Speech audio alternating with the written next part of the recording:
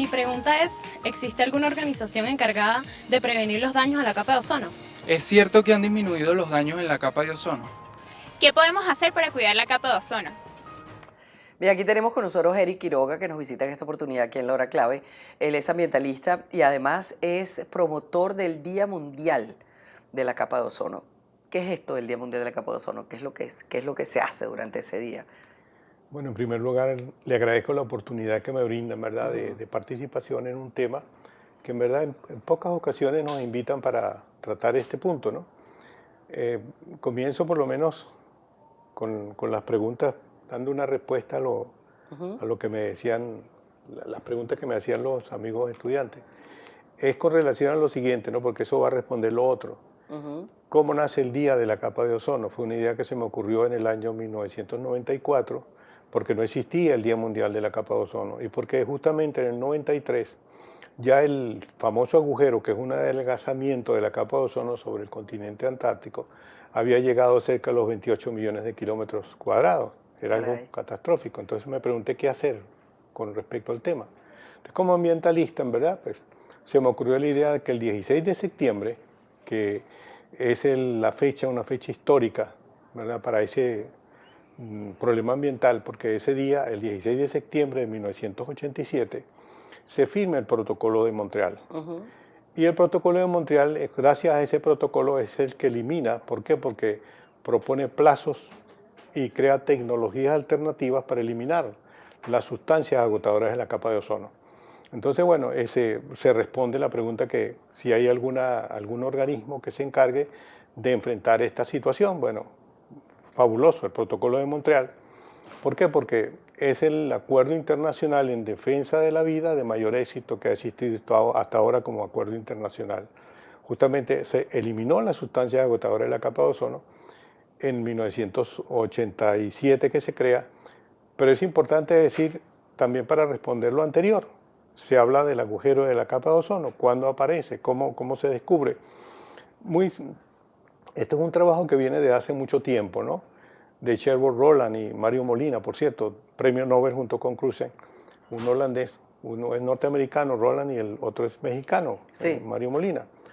Ellos son los que dan la clave respecto al tema. ¿Por qué? Porque ellos son los que hacen un hallazgo en 1974, por el cual en laboratorio se demuestra que una molécula de cloro destruye 100.000 moléculas de ozono, y que eso es más o menos lo que ocurre en la capa de ozono en el continente antártico, y eso es lo que genera el famoso agujero, que en verdad no es un agujero, sino es un adelgazamiento. Un adelgazamiento de la capa protectora, ¿no? Sí, correcto. Ahora, me da mucha curiosidad saber cómo se hizo, es decir, cómo se determinó cuáles eran las sustancias que hacían daño, cuáles eran esas sustancias y cómo se lograron, en la vida práctica, en la vida diaria, cómo se lograron controlar.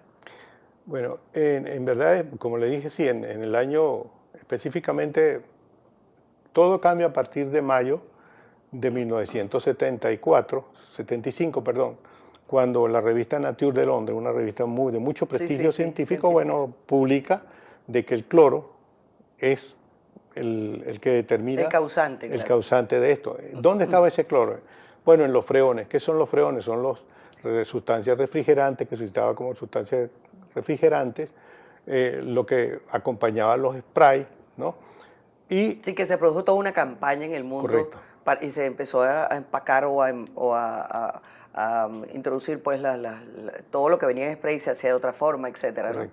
Sí, pero respondiendo a lo anterior, ¿cómo se descubrió esto? Fíjate que curiosamente, desde 1978 había un satélite meteorológico Nimbus de la NASA que no midió el agujero ni pasó desapercibido, porque lo que pasa es que el agujero de la capa de ozono es natural. Eso poca gente tiene esa información. ¿Por qué es natural? Bueno, porque el ozono, vamos a hablar, porque si habla del ozono, vamos a hablar, ¿qué es el ozono? El ozono es oxígeno activado.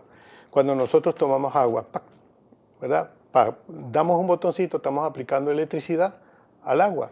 Ahí hay oxígeno, se transforma en ozono. Eso es el ozono. Oxígeno con 3 átomos en vez de 2. ¿Qué ocurre con eso? El punto es el siguiente, de que en invierno no hay sol, no hay sol, hay sombra, no hay radiación solar. en el Polo Sur, por lo tanto desaparece la capa de ozono, porque la capa de ozono no es algo que sea estable, depende de la estación, depende de la altura, ¿verdad? Y en estas regiones, tanto árticas como antárticas, en los inviernos desaparece la capa de ozono.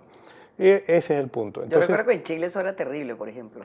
Sí, en el sur de Chile, en Punta Arenas y en Ushuaia también en Argentina, que fueron las dos primeras poblaciones en el planeta que fueron afectadas por ese fenómeno, fueron afectadas directamente por el agujero de la capa de ozono. Y todos los años son afectadas por lo regular.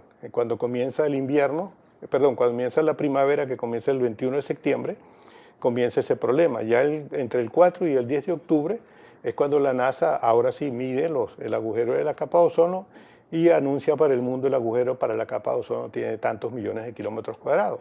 El pasado año llegó a 28 millones de kilómetros cuadrados. ¿A partir de cuánto es preocupante el asunto? Bueno, es preocupante siempre porque en 1985, cuando se midió el primer agujero, que no fue por satélite, sino, bueno, después se hizo la medición por el satélite, quiero decir, pero el hallazgo fue una expedición inglesa con unos globos meteorológicos, determinaron que sobre el continente, sobre el Polo Sur, específicamente el continente antártico, prácticamente no había ozono hasta los 20 kilómetros de altura. Y entonces eso causó un impacto a nivel mundial. El primer agujero tenía 7 millones de kilómetros cuadrados en 1985. En el año 2003 el agujero llegó a 28 millones de kilómetros cuadrados. Y hay una oscilación que está determinada por elementos más que todo naturales en los últimos 10 años. Hay que bueno decirlo porque la gente va a decir, bueno, pero ¿por qué en el 2003 tenía 28 millones de kilómetros y el año pasado, según la NASA, tuvo 28 millones de kilómetros cuadrados? Lo que pasa es que por lo menos los volcanes, las erupciones volcánicas, inciden en la destrucción de la capa de ozono. También las manchas solares. Y coincidencialmente el año pasado hubo una gran erupción volcánica en Chile y también hubo una gran explosión solar. Ambas cosas incidieron en que llegase a 28 millones de kilómetros cuadrados. Pero desde el punto de vista de que, respondiendo también la pregunta que hacían los amigos estudiantes, se ha reducido. Se ha reducido porque el problema que había con el deterioro de la capa de ozono era la prolongación en el tiempo, ¿no? Claro, que eso iba dando poco a poco. Ahora, sabemos que eso afecta a los seres humanos. Por supuesto. Sabemos que afecta al mundo animal también, pero ¿cómo incide eso en el cambio climático que estamos observando últimamente? Esa pregunta es fabulosa porque resulta que es lo siguiente. Hay, claro, sería otro programa, pero voy a tratar de hablar brevemente, más sencilla, queda poquito tiempo muy de concreto, paso. Sí. Muy concreto. Pasa lo siguiente, para que se forme el agujero en el Polo Sur, tiene que haber una temperatura en la baja estratosfera por lo menos de 79 grados centígrados, menos 79 grados centígrados.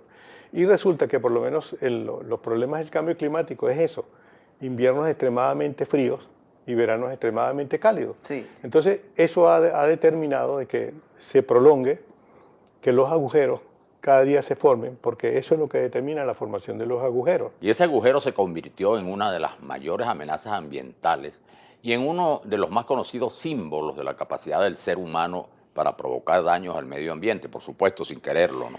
Sí, porque la pérdida de esta capa alta, ubicada en la estratosfera, está relacionada con el aumento de casos de cáncer de piel, porque actúa como un filtro para los dañinos rayos ultravioleta que provienen justamente del sol. Como dije, hay investigaciones que indican, lo que pasa es que la capa de ozono no es una capa como tal.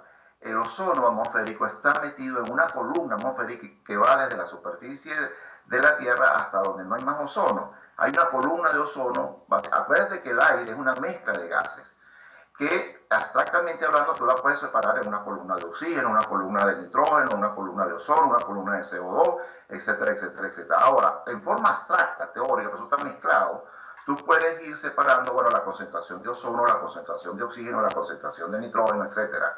Entonces, cuando uno se eleva en altura y llega a la estratosfera, uno se da cuenta, o se ha sabido y se sabe que en la estratosfera donde está la mayor concentración de ozono, y esa región de la estratosfera la llaman la ozonósfera, o como capa de ozono, pero eso no significa que no hay ozono por arriba y no hay ozono por abajo. Entonces, esa capa de ozono tiene un espesor, va de los 25 kilómetros a los 50 kilómetros aproximadamente en la estratosfera. Entonces, los investigadores han descubierto que la mejoría se tiene es por encima de los 18 kilómetros en la estratosfera. Por debajo de los 18 kilómetros de la estratosfera no se sabe si la mejoría se debe a la acción del protocolo de Montreal o a otros mecanismos que están favoreciendo la recuperación de la capa. Está determinado que el principal causante del avance de este gran agujero sobre la Antártida era el cloro, presente en esas capas altas de la atmósfera, procedente de unas moléculas emitidas en aquella época por los sprays, los sistemas de refrigeración o los productos de limpieza en seco. Fue justamente, Manuel Felipe, por ese motivo que en 1987 la práctica totalidad de los países del mundo firmaron en Montreal, Canadá, un protocolo que estamos haciendo referencia para eliminar de forma conjunta el uso de los productos contentivos de esas moléculas con el único objetivo de recuperar la capa de ozono. Y hoy, casi 30 años después, aquel esfuerzo mundial ha dado sus frutos. La capa de ozono se está recuperando y el enorme agujero sobre la Antártida se ha reducido más de 4 millones de kilómetros cuadrados desde el año 2000, según una investigación recientemente publicada en la revista Science. Y ese trabajo, además, ha sido liderado por la prestigiosa investigadora del Instituto Tecnológico de Massachusetts, MIT, Susan Salomon, quien precisamente descubrió en 1986 las coordenadas que daban lugar al fenómeno. Es por ello que ahora, dice la propia doctora Salomon, podemos estar seguros de lo que hemos hecho, que lo que hemos hecho ha puesto el planeta en el camino de la recuperación. Ella se confiesa asombrada de que la reversión del proceso haya sido tan rápida, Manuel. Dijo textualmente: ¿no somos asombrosos los humanos? Que hacemos algo que crea una situación concreta y decidimos colectivamente como mundo vamos a acabar con esas moléculas y lo hacemos. Y ahora vemos que el planeta está respondiendo. Las acciones humanas tienen consecuencias tanto cuando generan un problema de forma no intencionada como cuando la humanidad se pone de acuerdo para solucionarlo y lo consigue al cabo de unos cuantos años. Esa es la clave. Esa es la clave. Buenas noches.